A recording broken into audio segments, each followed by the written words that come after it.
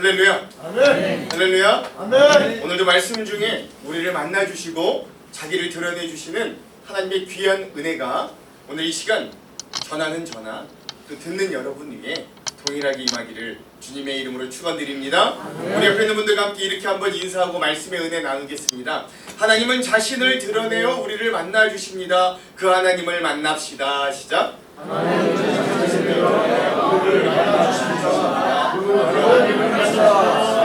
아멘.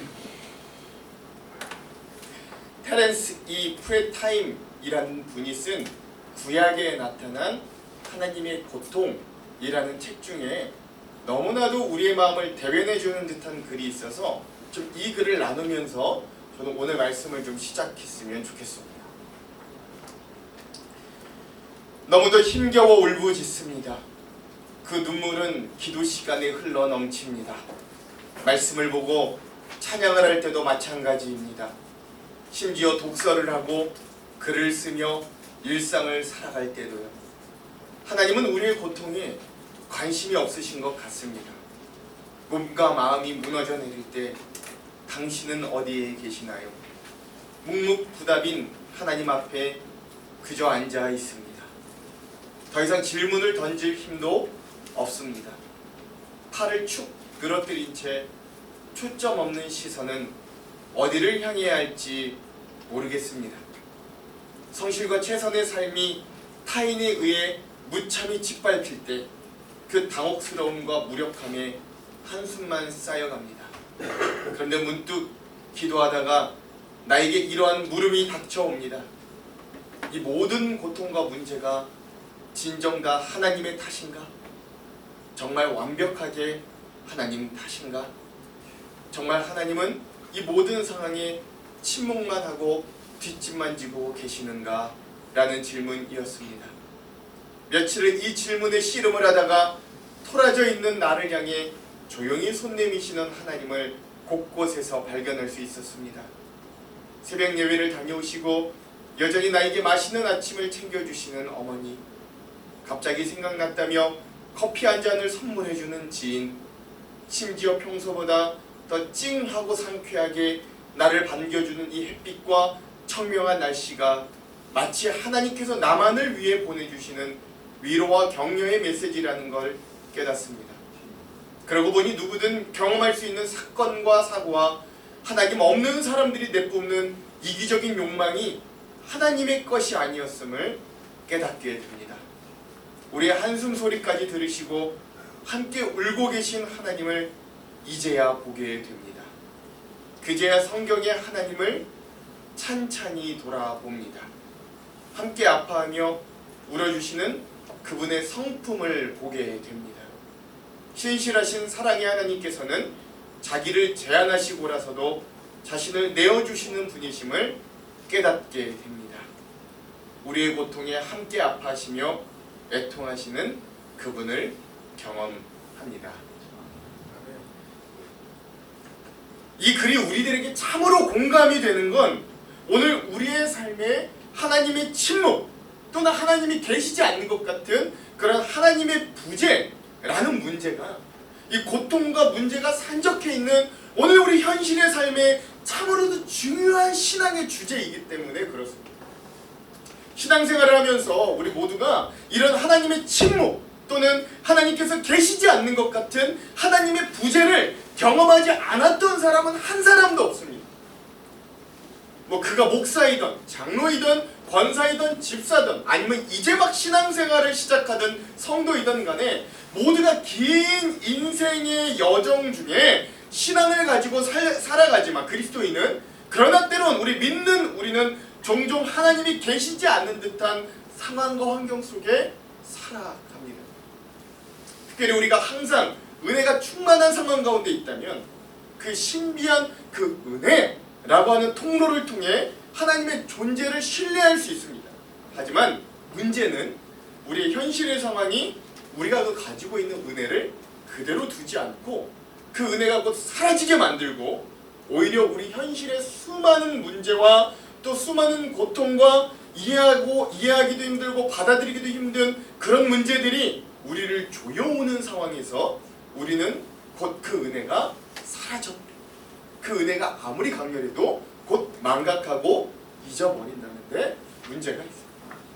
그래서 우리의 삶은 언제나 우리의 간절한 마음을 꼭 아실 것 같고, 우리가 그토록 기도하는 그 기도 제목에 응답하기를 기대하여 마지 않았던 그 하나님께서 너무나도 조용히 계시고 침묵하시고, 즉 기도가 응답되지 않고 그 기도의 응답이 한없이 지연되는 것 같고, 우리의 삶에 하나님의 존재가 더 이상 실제적으로 느껴지지 않고 우리에게 현실적인 어려움들만 다가올 때, 우리 신앙의 위기와 이 신앙이 다 필요 없을 것 같은 신앙의 무용론까지도 의심하는 지경에 이르게 됩니다.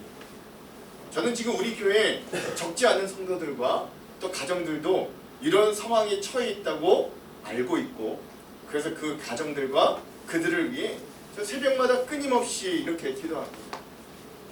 하나님, 특별히 어려움을 당하는 우리 성도의 가정, 신앙의 회의감에 빠져있는 우리 성도들, 여러 가지 그들의 능력 범위를 벗어나는 위기와 문제 가운데 있는 우리 성도들의 가정, 그들의 삶 속에 하나님은 여전히 그들과 함께하여 주시고 그들의 마음과 생각을 지켜주시기 원합니다. 하나님께서 여전히 그들과 함께 계심을 알게 하여 주시고 그들의 삶에 하나님의 역사하심을 볼 수 있도록 끝까지 신뢰하게 하시고 끝까지 하나님을 의지하는 힘을 그들에게 주십시오. 저 매 새벽마다 이렇게 기도하거든요. 그런데 그럼에도 우리는 그 하나님의 부재하심을 매번 느끼면서 때론 좌절하고 때론 힘들어. 그래서 저는 오늘부터 우리 다음 주까지 2주간 우리 이 주제의 말씀을 통해 그럼에도 자신을 드러내서 우리를 만나주시는 하나님의 모습을 함께 살펴보려고 하거든요. 그러니까 총 5가지의 주제를 나눌 건데 오늘은 2개 주제, 그리고 다음 주는 3가지 주제를 가지고 오늘 이 주제들을 가지고 좀 우리가 깊이 묵상해보는 그런 시간들이 좀 되었으면 좋겠습니다. 예. 자, 그럼 우리가 하나님께서 자신을 드러내 우리를 만나주신다고 우리가 여길 때 선행돼야 되는 조건이 있거든요. 그게 무엇이냐면, 먼저 첫 번째, 우리가 좀 선행해야 되는 건 뭐냐? 우리가 하나님은 알기 어렵고 만나기 어렵다는 오해에서 벗어날 수 있어야 합니다. 오늘 우리가 읽었던 이 시편 42편은 다윗 왕 시대에 고라 자손 중에 한 사람에 의해서 정리되고 불려진 노래로 알려져 있습니다. 특별히 오늘 이 42편과 43편이 원래 한 편의 시인데 이 시들의 어휘들을 살펴보면 시편의 절반 정도를 저작하였던 다윗 왕의 어투와 말투가 거의 한 80-90% 상당히 일치한다는 것을 알게 돼서 많은 학자들이 이 42편, 오늘 우리가 보고 있는 이 시가 다윗 왕이 지은 시를 나중에 고라 자손 중에 한 사람이 수집하고 정리해가지고 이렇게 남긴 시다라고 보고 있습니다. 자, 그렇다면 다윗은 이 시편 42편의 시를 쓸 때 어떤 상황이었는가? 만학자들이 이래요. 그때는 바로 다윗 왕이 말년이 가까웠을 때 자기의 아들 압살롬의 반역으로 인해서 예루살렘 성에서 도망쳐 나왔을 때 그 비참한 심정 중에 구구절절 자기의 마음, 자기 심정, 그 인생의 어려움들을 적은 시라고 알려져 있습니다. 그러니까 엄청난 고난이죠. 다른 사람도 아니라 자기 자녀, 자기 아들이 나에게 반역을 저질러 아비인 자신을 아들이 죽이려고 하는 것만큼 인생에 더 아픈 상황이 이거보다 더 비참한 비극이 얼마나 더 있겠어요. 차라리 타인이 원수지면 낫지. 아들이 나를 죽이려고. 근데 이 상황에서 다윗 왕의 마음을 더 아프게 합니다. 이런 고난의 상황을 두고 주변에 있는 사람들이 수군거리고 다윗을 조롱했던 말들이에요. 이게 뭔가 우리 봅시다. 오늘 본문의 3절과 10절 한번 읽겠습니다. 시작. 사람들이 종일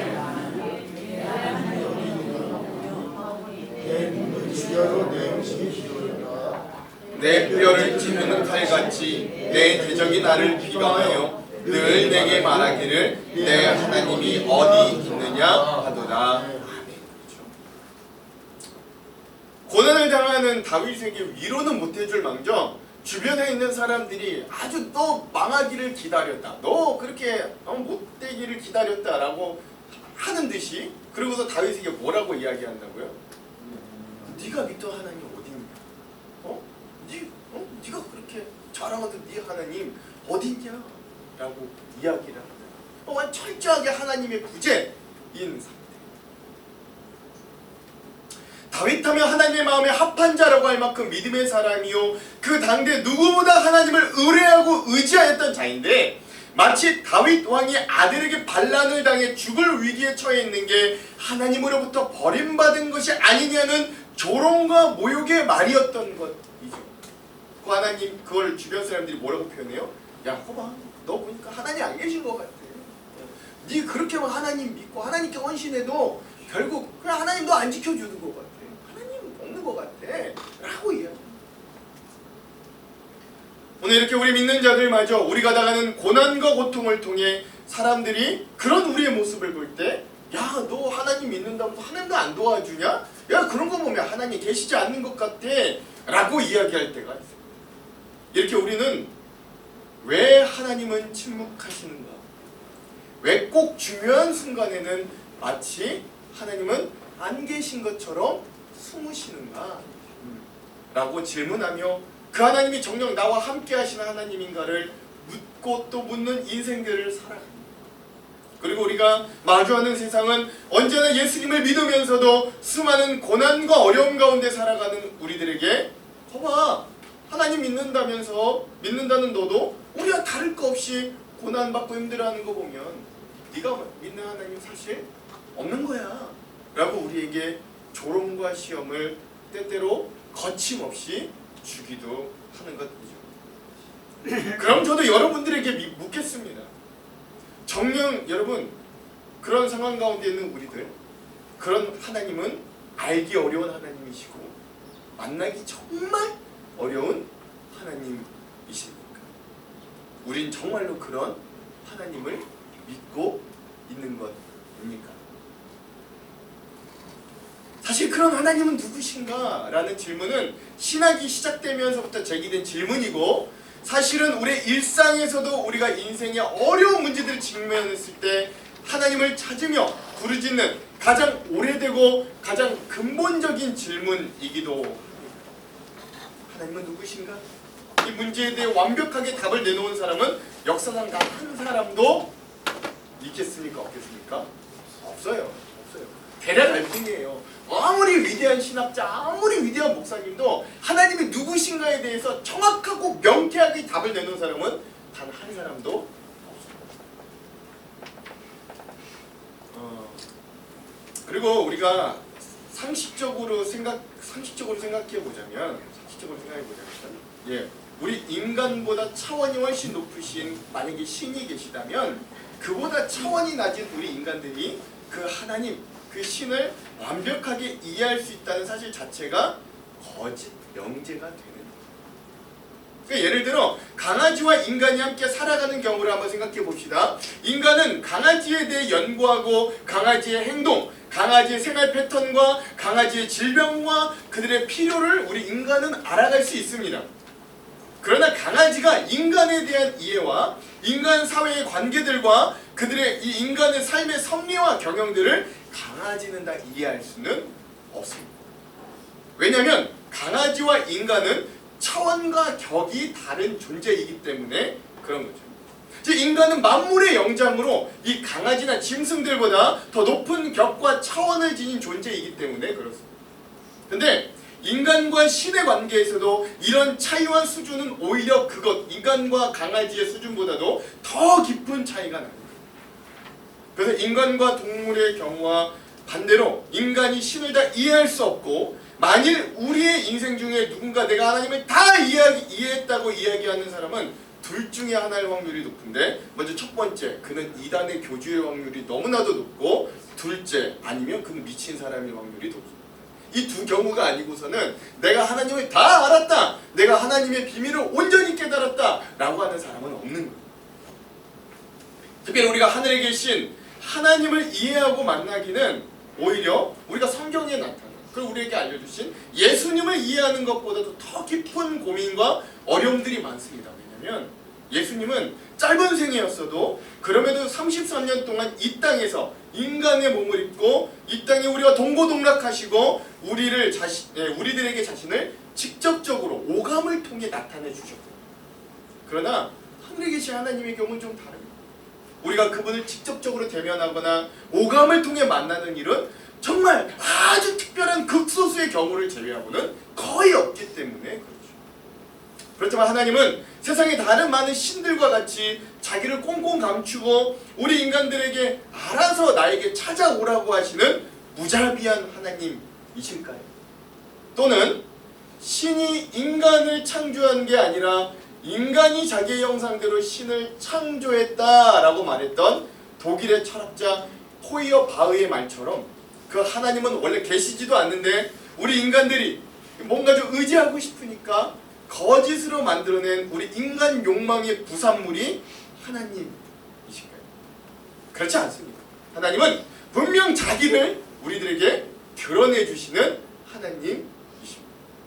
너무나도 다행스러운 사실은 우리가 믿는 하나님은 꽁꽁 숨은 인간을 골탕 먹이시는 하나님이 아니라 성경에 나타난 하나님은 자신을 우리에게 드러내어서 알게 하시고 우리를 만나주시는 하나님이다 라고 하는 거예요. 그래서 여러분, 하나님께서 자기를 우리들에게 이렇게 드러내시는 일을 어려운 신학 단어로 뭐라고 하는지 아십니까? 하나님이 자기를 드러내시는 일, 이거를 뭐라고 하는지 혹시 아세요? 예, 계시라. 잘 아시네요. 그래요. 하나님이 자기를 우리들에게 드러내시는 일을 그걸 계시라고 한다. 하나님은 자기만의 특별한 방법인 그 계시들을 통해 인간에게 다가와 주셨고 만나 주셨고 역사하심으로 이 세상이 창조된 이래 인간들이 끊임없이 하나님의 존재를 인식하고 만나며 살아올 수 있었습니다. 만약에 하나님께서 정말 자신을 꽁꽁 숨겨서 드러내지 않았다면 하나님을 믿는 신앙이 여태까지 존재할 수 없었고 어느 종교들과 마찬가지로 우리 기독교 신앙도 이내 한 시절만 반짝하고 부흥했다가 곧 사라졌을 믿음이 됐습니다. 근데 여러분, 놀라운 사실은요, 그 예수전도단이라는 이 단체가 있거든요. 이게 전 세계적으로 우리나라에만 있는 게 아니라 전 세계적으로 있는 이 선교 단체인데, 전 세계 예수전도단에서 조사한 리포트에 따르면 예수님 이후로 세계 역사 속에서 기독교 신앙은 지금껏 한 번도 퇴보한 적이 없다고 합니다. 각 나라들별로는 약간 흥망성쇠의 양상을 보일 수 있어요.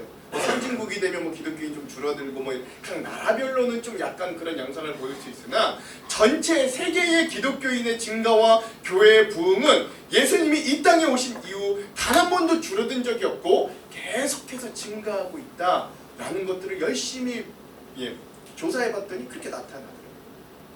그러므로 사랑하는 성도 여러분, 오늘도 여전히 여러 가지 방법들을 통해 우리에게 자신의 모습을 드러내시는 그 하나님을 꼭 발견하고 그 하나님과 동행하는 믿음이 여러분 더욱 성장한 그렇게 그 하나님을 발견할 수 있는 믿음의 시각을 가진 우리 모두가 되기를 주님의 이름으로 먼저 축원드립니다. 우리 옆에 있는 분들과 함께 이렇게 한번 도전해 봅시다. 하나님은 여전히 자신을 드러내십니다. 어떻게 드러내시는지 이제부터 잘 들어봅시다. 시작. 하나님은 여전히 자신을 드러내십니다. 어떻게 드러내시는지 이제부터 잘 들어봅시다. 네. 자, 그래서 이제부터 이제 다음 주까지 이제 4가지 제가 이제 증거들을 좀 여러분들과 나누려고 하는데 오늘은 하나 먼저 첫 번째. 그래서 우리 자기를 드러내시는 하나님은 어떻게 드러내시는가? 사실 이게 첫 번째인데 여긴 둘째라고 돼 있죠. 하나님은 만물을 통해서 자신을 드러내십니다. 뭘 통해 드러내신다고요? 만물을 통해 드러내세요. 자, 오늘 본문인 1절과 7절과 8절 한번 같이 읽어볼게요. 1절 그리고 7절 8절 읽겠습니다. 시작. 하나님이여 사슴이 주를 짖게 갈급함같이 내 영혼이 주를 짖게 갈급하나이다. 주의 목소리에 한바다가 서로 부르며 주의 모든 파도와 물결이 나를 휩쓸었나이다. 낮에는 여호와께서 그의 인자하심을 베푸시고 밤에는 그의 찬송이 내게 있어 생명의 하나님께 기도하리로다. 아멘. 그렇죠? 오늘 제 방금 이런 이 말씀들을 보면 다윗 왕은 다른 사람들이 너의 하나님이 어디 있냐, 너를 보니까 마치 하나님 없는 것 같다 라고 조롱할 때 그의 믿음을 지키면서 하나님의 모습을 어디에서 찾아냈는가? 그의 주변에 있는 자연과 만물에서 하나님의 모습을 찾는 거예요. 먼저 다윗은 목마른 사슴이 시냇물을 찾는 그 자연의 생태계의 모습을 보며 자신이 하나님을 애타게 찾는 믿음의 모습을 발견합니다. 또 다윗은 폭포 소리와 파도 소리를 보며 하나님의 위대하신 힘과 낮의 해를 통해 하나님의 인자하심을, 그리고 밤의 달을 통해 하나님을 찾는 고요한 묵상과 기도의 시간을 발견하게 됩니다. 이처럼 하나님은 온 인류에게 자기를 알려주시기 위해 자연과 생태계, 즉 세상 곳곳에 자신에 대해 알 수 있는 자기의 진리들을 그려 놓으셨는데요. 이걸 신학적으로 뭐라고 하는지 아십니까? 예, 이걸 계시인데 어떤 계시라고 하냐면 이거를 일반 계시라고 이야기해요. 일반 계시. 예. 근데 여러분 이게 좀 착각하면 안 되는 게, 이게 마치 뭐 일본 사람들이나 인도 사람들이 생각하는 것처럼 모든 게 다 신이다. 나무도 신이고 뭐 해도 신이고 뭐 바다도 신이고 모든 게 신이다라고 하는 범신론은 아닙니다. 하나님이 그런 만물에 자기의 모습을 그려내서 그것들을 우리가 볼 때 하나님이 계시는 거라는 걸 그냥 알게 해준다는 거지, 그것 자체가 범신, 모든 게 다 신이라는 말은, 모든 게 다 하나님이다라는 말은 아니에요. 그건 오해하시면 돼요. 즉 하나님은 이 세상을 만드실 때 그냥 재미로만 이 땅, 이 만물을 만드신 게 아니라 그것이 아주 작은 미생물이라고 할지라도 그 모든 만물에 하나님의 모습을 그려놓으심으로 광대한 자연이 질서정연하게 돌아가는 모습과 또 그 일들을 통해 하나님께서 분명하게 존재하고 계신다는 걸 우리들에게 알려주는 것. 여러분 한번 생각해 보십시오. 만일 그런 자연의 모습에서 하나님의 모습을 전혀 발견할 수 없다면 여러분 앞으로 제가 말씀드린 이런 일이 일어나지 않았을 거예요. 이런 일들이 어떤 일이냐 하면요, 여러분 보시면 기독교인들 중에 천문학자나 생물학자가 생각보다 많습니다. 그렇죠? 특별히 장로님도 물리, 역학, 그 과학을 전공하시고, 물론 그들 가운데는 모태 신앙이거나 기독교 신앙의 집안에서 옛적부터 자라온 사람도 있겠죠. 그런데 사실 그런 천문학자나 생물학자나 과학자들 가운데 스스로 돌이켜 기독교 신앙에 귀의한 사람들이 의외로 많이 있습니다. 사실 과학이라는 이 현대 이성의 가장 최첨단에 선 자들이 종교와 신앙이라는 이 비이성적인 신앙에 귀의하는 이유가 무엇이겠어요? 제가 한 과학자, 이 기독교 과학자 유튜브 영상을 보다가 그분이 고백하는 걸 들었는데 그 이유가 이렇더라고요. 그 과학자 분이 하는 말이, 자연의 일정한 법칙과 체계를 연구하다 보면 자연 질서와 법칙에 외경심이 생긴다고 합니다. 자세히 들여다보고 연구하다 보면 그거에 대한 어마어마하다, 아주 작은 거지만 이게 돌아가는 메커니즘은 정말 놀랍다라는 고백을 할 수밖에 없다. 과학자인 자신이 아무리 합리적이고 이성적으로 판단해 보아도 도저히 말로는 다 형용할 수 없는 엄청난 복잡성 가운데서도 그것들이 질서를 지켜 생태계와 또 전 지구와 온 우주가 여전히 망하지 않고 생명력을 품고 살아가는 모습을 보면 이건 절대자가 없이는 컴퓨터보다 더 정확하고 빈틈이 없는 이 인간의 생체와 우주의 법칙들을 설명하기 어렵다라는 결론에 도달하더라고요. 그래서 인간을 포함한 삼라만상의 오묘함과 신비로움을 보고 스스로 깨달아 나는 과학자이지만 기독교 신앙으로 귀하였노라 라고 하는 고백의 모습들을 보게 됩니다. 이처럼 자연의 신비 또는 인간의 역사의 섭리 등은 절대자를 발견하는 자연에 새겨진 하나님의 발자국과 손길이 있다라고 할 수 있습니다. 성경에도 이렇게 자연 만물을 통해 자기를 드러내신 하나님의 모습이 잘 나타내주는 구절들이 있거든요. 우리 두 군데 볼 건데 먼저 시편 19편 1절과 4절을 한번 봅시다. 한번 읽겠습니다. 자, 하나님이 뭘 통해 자기를 나타내시는가 보십시오. 시작. 하늘이 영광을 선포하고 이참에 손으로 하신 일을 나타내는 도다. 나는 남에게 말하고 밤은 밤에게 지식을 전하지. 언어도 없고 말씀도 없으며 들리는 소리도 없으나 그의 소리가 온 땅에 통하고 그의 말씀이 세상 끝까지 이르도다. 하나님이 해를 위하여 하늘의 장막을 베푸셨도다. 아멘. 뭐가 하나님의 영광을 선포한다고요? 1절 뭐가 하나님의 영광을 선포한대요? 하늘이. 뭐가 하나님이 하신 일을 나타내는데요? 궁창. 예, 말도 없고 언어도 없고 들리는 소리가 없어도 누가 하나님이 살아계신다고 전하고 있대요? 날은 날에게만 하고 밤은 밤에게. 한 분은 더 봅시다. 로마서 1장 20절. 그럼 바울은 또 어떻게 말하나 봅시다. 읽겠습니다. 시작. 창세로부터 그의 보이지 아니하는 것들 그 영원하신 분과 신성이 그가 만드신 만물에 분명히 보여 알려졌나니 그러므로 그들이 핑계하지 못할지니라. 네. 아멘. 그렇죠. 바울도 분명하게 말하잖아요. 하나님의 능력과 신상이 어디에 분명히 보여져서 알려졌대요? 이런 말씀에 따르면 우리는 자연과 만물을 통해 하나님의 존재와 능력을 분명하게 알 수 있음을 고백하게 됩니다. 그리고 더 중요한 사실은 하나님께서 만드신 모든 만물에 하나님은 분명 자신을 그려넣어 우리에게 스스로를 보여 알려주심으로 우리 인간이 하나님을 모른다고 핑계할 수 있습니까? 없습니까? 이제는 없다는 것도 기억해야 됩니다. 먼 얘기 같아서 이제 조금씩 우리에게 더 좀 가까운 얘기들을 한번 좀 나눠봤으면 좋겠는데, 제가 신학교 시절 한 수업에서 노 교수님이 이런 말씀하신 거 기억나요? 그분이 수업 중에 갑자기 이제 이런 말 하시더라고요.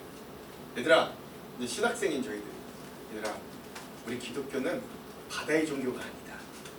성경적으로 이야기하면 우리 기독교 신앙은 구약에서부터 신약에 이르기까지 우리 기독교 신앙은 산의 종교이자 산에서부터 시작되는 믿음이다 라고 하시는 거예요. 왜 바다의 종교가 아니고 산의 종교냐? 구약과 신약에서 나타나는 바다는 항상 고난과 시험의 장소였습니다. 구약의 이스라엘 백성들을 가로막았던 홍해가 그렇고요.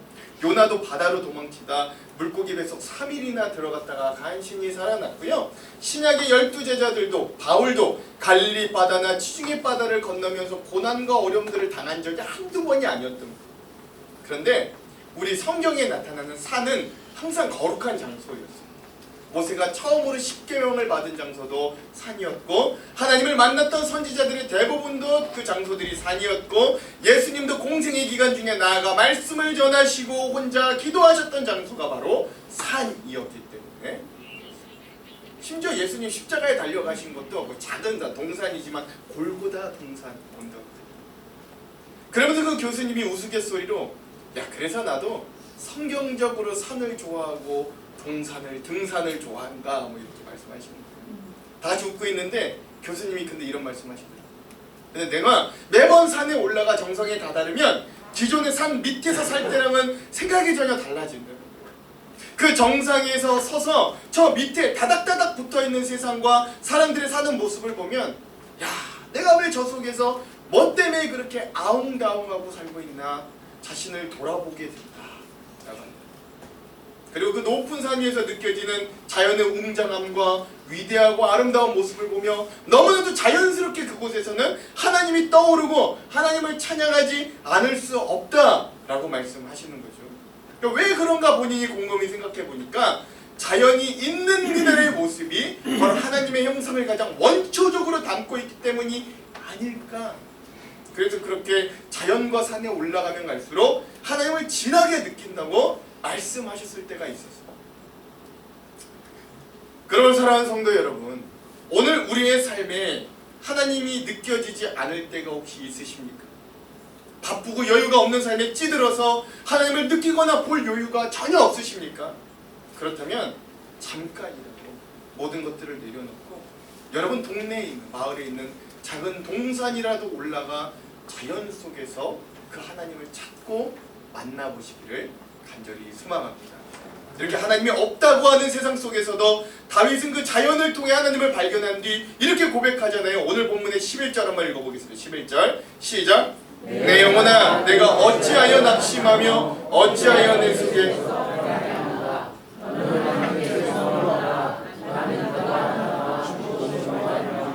내 하나님을 여전히 찬송하리로다.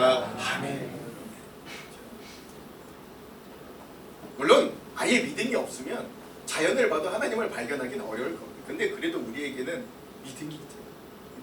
모든 걸 하나님의 뜻으로 보려고 하는 그 시각이 우리들에게 있죠.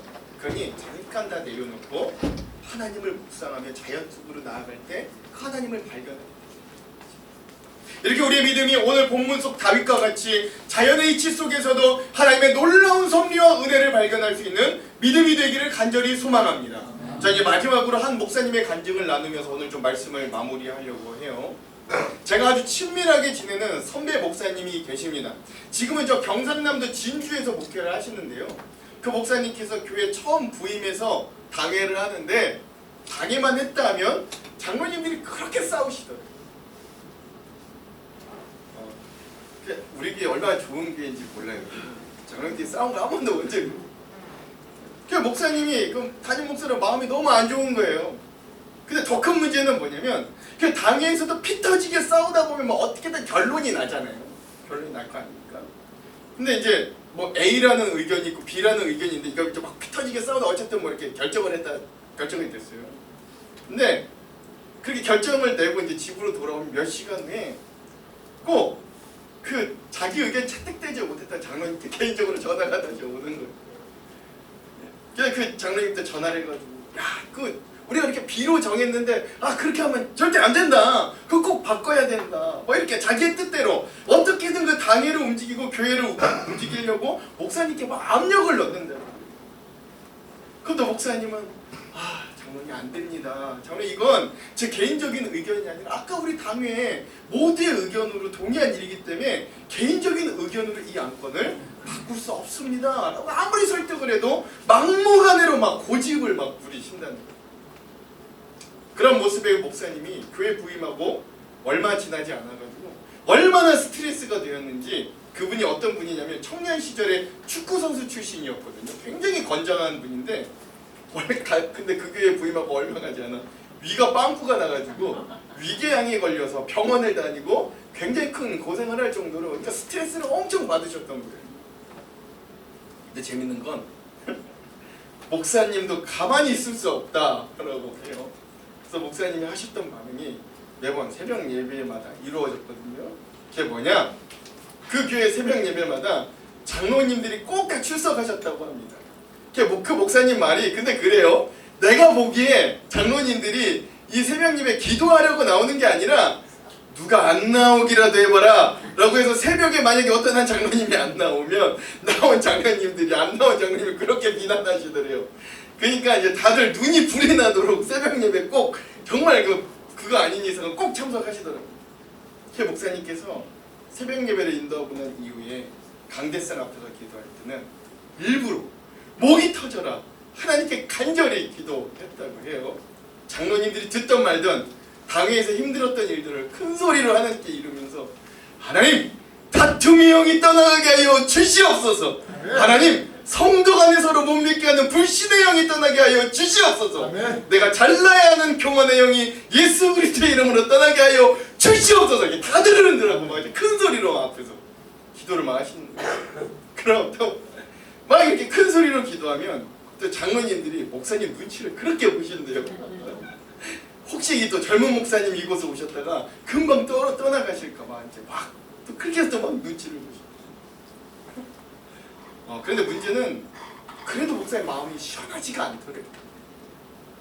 위는 계속 아프고 마음에는 뭔가 이렇게 돌덩이가 얹은 것 같이 굉장히 답답한 날들의 연속이었던 거예요. 근데 어느 날 기도하는데 하나님께서 목사님한테 그러시더라고요. 얘야, 그 일로 너무 신경 쓰거나 애쓰지 마라. 야, 목사가 품이 없이 고래고래 소리 지르면서 기도로 스트레스 풀려고 하지 말아라. 그런 마음을 하나님이 그 목사님 마음에 주시더라고요. 그래서 목사님께서 하나님께 이렇게 반문했대요. 하나님, 그럼 제 마음에 있는 이 답답함과 돌덩이 같은 건 뭘로 해소합니까? 나 여기 보내주셨으면서 막 이렇게 이제 하나님께 막 반문하고 물었더니 그때는 또 아무 감동과 대답이 없으시더래요. 그래도 이제 목사님이니까 하나님께서 주신 마음과 감동대로 이제 그날은 그 마음을 주셔서 조용히 읊조리는 기도를 하고 이제 처음으로 조용히 읊조리는 새벽에 이제 읊조리는 기도를 하고 그게 새벽 예배 기도를 마치고 교회 문을 나서서 이제 사택으로 향하는데 그날따라 사택으로 가는 길 중에 이건 아닌데 그냥 이거는 그냥 이미지고 이름 모를 아주 작고 예쁜 새가 우는데 그 새가 우는 소리가 형용할 수 없을 정도로 아주 어여쁜 노래 소리로 들리더라고요. 평소에도 계속 그냥 듣고 다녔던 소리인데 그날은 굉장히 특별하게 들려요. 그 소리가 너무 좋아서 가던 길도 멈추고 그 새를 바라보면서 그 새 소리를 계속 듣고 있는데 문득 마음에 이런 감동이 오더라는 거예요.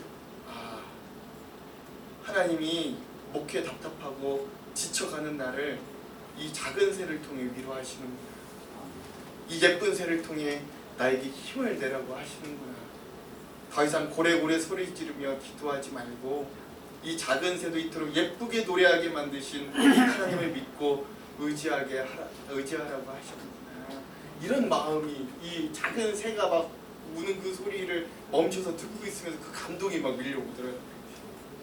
그 사건 이후로 목사님 더 이상 새벽에 고래고래 소리 지르지 않고 아무리 장로님들 당회에서 싸우고 속을 썩여도 더 이상 낙심하지 않고 열심히 목회를 하게 되었다고 고백하게 되는 거고, 그래서 지금은 그 장로님들이 매우 유순해지셨고 당회가 하나 되어 열심히 또 진짜 이 목사님들이 장로님과 교인들 제자 훈련하고 또 교회 부흥을 위해 열심히 나아가고 있다. 이런 가지고 이렇게 되는 거지. 사랑하는 성도 여러분, 이렇게 하나님은 온 만물과 자연을 통해서라도 우리들에게 자신을 드러내 주십니다. 내가 여기 있다. 나를 잊지 말아라. 그리고 나는 여전히 너의 인생과 믿음을 위해 힘을 주고 있고 여전히 너희를 응원한다. 사랑하는 나의 아들과 딸들아, 그러니 힘을 내라. 이렇게 말합니다. 그러니 다가오는 한 주 우리의 믿음의 눈을 들어 꼭 교회와 성경이 아니더라도 온 세상의 만물과 자연 속에서 또 우리가 만나는 사람들의 관계 속에서 하나님을 발견하며 힘과 위로를 얻을 수 있는 우리들, 그렇게 믿음으로 승리하는 저와 여러분 되기를 주님의 이름으로 축원드립니다.